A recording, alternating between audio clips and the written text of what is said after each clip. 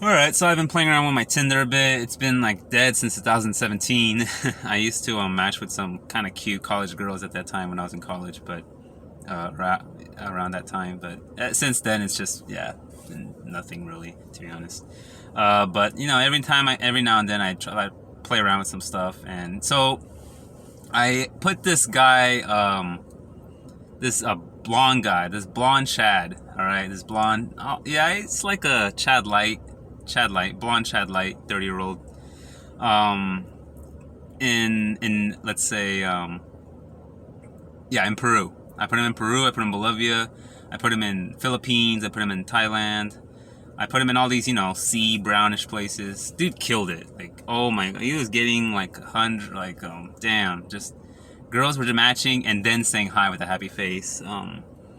Now, were they all hot? No, but he got a lot of cute girls. He got some hot chicks, definitely. Some average looking girls. But the thing is, I'm swiping only on decently attractive girls, so yeah, just killing it crazy. Like the first day, got like 100 matches. I don't think he got more than 100 though. I don't know if it's possible to do that, but yeah, like a 97 matches, or 97 likes, and I matched with like 60 of them. Just killing it on each country. These brownish, perhaps poorer countries. Anyways, but yeah, blonde, blue-eyed. Damn, dude. Like you are a Volcel if you're blonde and blue-eyed. Well, it depends. I'm just talking about brownish countries. So if you're blonde, blue-eyed, yeah, in a way you can't be blonde and blue-eyed and be an involuntary celibate. There are girls in other countries that don't look like you, perhaps, but there are so many options on online. Like you don't even have to do cold approach. It's just now if you're trying to get a blonde white girl, it's somewhat of a different story. So yeah, he killed it there. Oh my, like straight up doesn't have to even cold approach or work. Yeah, he was able to set up dates for like this weekend, and I also tried the whole uh like just going directly for sex, and I'd say 1/3 of them were down anytime, any date. Um, and another experiment I did, I tried asking for sex, but saying that they're a 5 out of 10. Like I need to add a 5 out of 10 to my list. Can we have sex? Almost none of them, like pretty much almost this one girl, almost none of them said yes. Like they all got offended. They all of them got offended when I said, I see you as a 5 out of 10, but I still want to have sex with you. Still want to hook up. Almost all of them got offended, and really badly. Like they said, "F off," or "Go have sex with a 4 out of 10," or you're not even a model. They would just insult me. So a big portion, they'll say like a Chad like can say whatever he wants. That's not true. I know how to hit people's feelings because I'm kind of cold and analytical. That's just who I am. So I know how to get kind of deep in there. And yeah, I said what hurt them, and like I was saying, like 80% of, like almost all of them got offended and they unmatched or they said F off. So a part of the hookup process is not just hooking up with a hot guy. It's hooking up with a hot guy that validates you as a hot girl. I'm saying like almost all of these girls thought they were 8s or 9s or whatever. And a lot of them were cute, but a lot of them were average. So part of the hookup process is effing a hot guy, and effing the hot guy means that you're a hot girl. So it validates that you're a hot girl because you're effing that hot guy. So you have to. It's an ego. It's fulfilling. It's part of, or fulfilling that need, that to tell yourself that you're also a hot girl.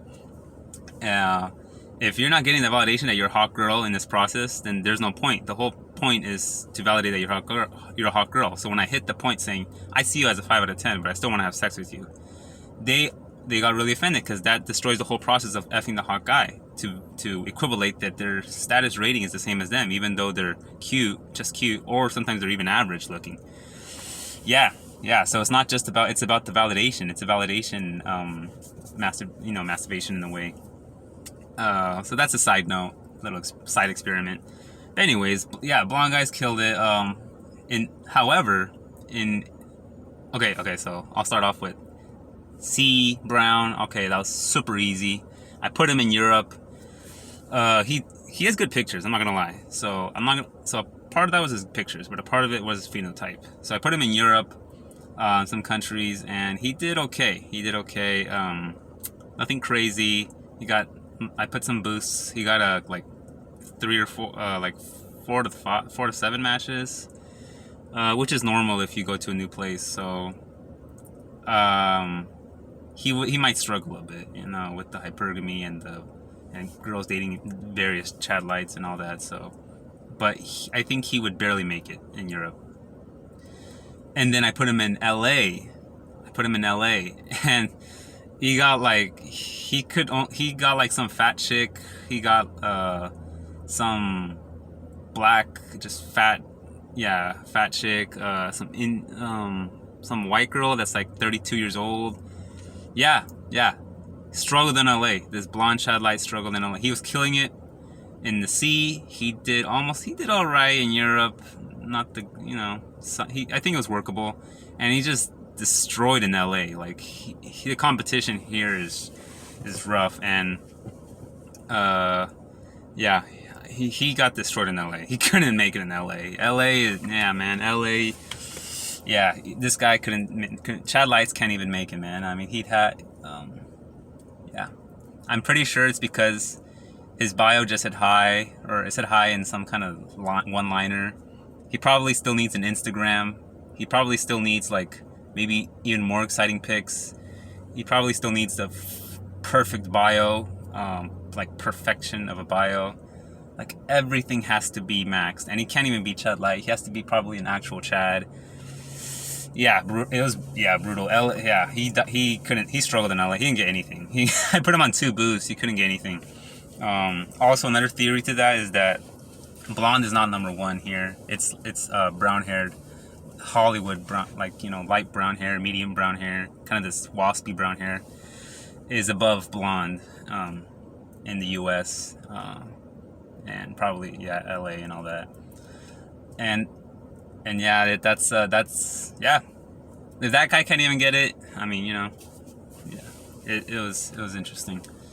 And then but I will say, I'll agree. I was gonna say like LA is the hardest place on earth, but I'll say this: LA at least has some crap quality in regards to like emotional quality, but superficial quality.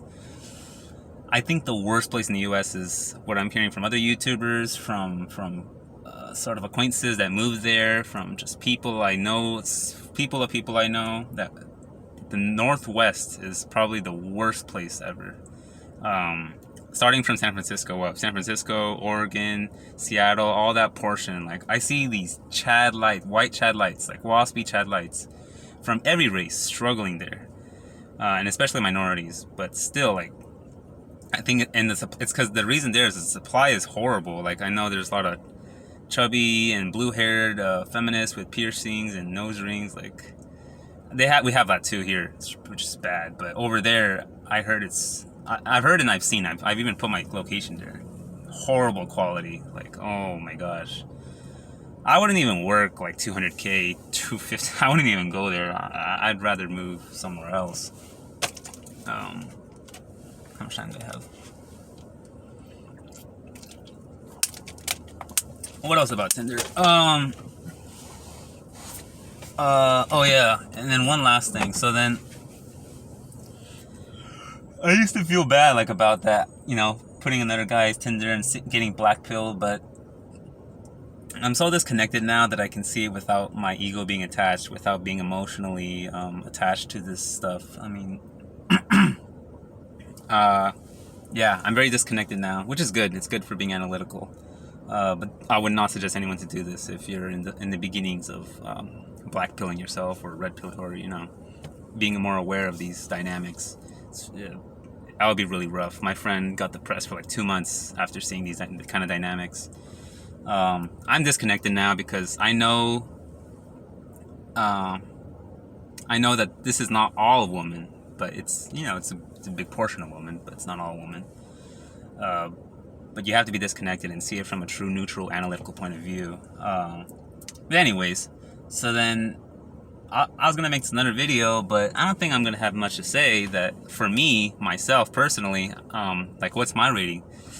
And I see other people here and there. They have, oh, I have to geomax this because I get a bunch of Tinder matches here. I got the geomax here. Look, for me, there is no geomaxing. There is no geomaxing for me. I've tried Philippines, Peru, Mexico, Bolivia, Venezuela, Argentina, France. Yeah, I've tried every country. I get nothing, man. And my pictures are normal. Like I'm outside. I'm in the beach. I'm in nature. I'm in the park. I'm doing something, smiling. The only country for me, as a native brown man, that for some reason I get matches, some here and there, is Lithuania. I have no idea. It's very random. Like the first time I tried this 1 year ago, I got 15 matches in one day. No, like 20 matches in one day, 10 the next. 5, 4, 3, and it would die off, and it wasn't sustainable anymore. This was a year, like 1 year ago, 1 year and a half. It doesn't do that anymore. I get like, Tinder gets harder every year. Now I did it like just recently, and I only got like 2 or 3 or 4 the first day. Cute girls, by the way, like 7s and above, but still, it's not sustainable. But it's really random. Like every country I fail at, U.S., Mexico, Ecuador, Philippines, like everywhere. But for some reason, even in Europe, like all the European countries, but for some reason Lithuania, I get mad, and the girls are excited, like they put happy faces, and they're like 7s or 8s, dude. Like these girls they're in shape, they're slender. It's like, damn. It tempts me. I'm probably gonna do this in the future if I don't get anything. I'm gonna go cold approach there. Some of those countries, but yeah, there is no geomaxing for me, Tinder wise. In real life wise, probably maybe some places in Europe or Asia, maybe some places in Europe or Japan. Just trying to use my uniqueness, and it might work against me or for me, but I have to test it out, Yeah, geomaxing for me. I mean, yeah. There's no geomaxing for Tinder-wise. There's no geomaxing for me Tinder-wise. Yeah, I think Tinder hates me, or no, it's not true. It's just it's hard for all of us. But I don't make the cut for Tinder, dude. Like and for some reason, yeah, POF. Yeah, I'm just gonna keep rambling because I don't make these all. I'm just gonna keep going to roll, So POF is the only app that works for me somewhat. It's the only app that works for me somewhat. I get some girls here in the Cali region, but I'm always somewhat dating down. I'm always somewhat dating down, and I'm starting to get tired of it. I'm giving it a break because I always end up dating down a bit. I did date my looks match once. If you look at I think I made another video of all my dates, so I'm not gonna go into it. But POF is the only one that kind of works for me. But this is after like being addicted to it every night, trying to mass message everyone. So I don't know if it's really healthy, to be honest. But yeah, Tinder, Bumble, my phenotype is extremely low on those apps. Extremely low. Like even in clubs, like I've been able to talk to some cute chicks and keep their retention. I only lost because I'm not. My conversations are I would stumble because they were extremely short attention span.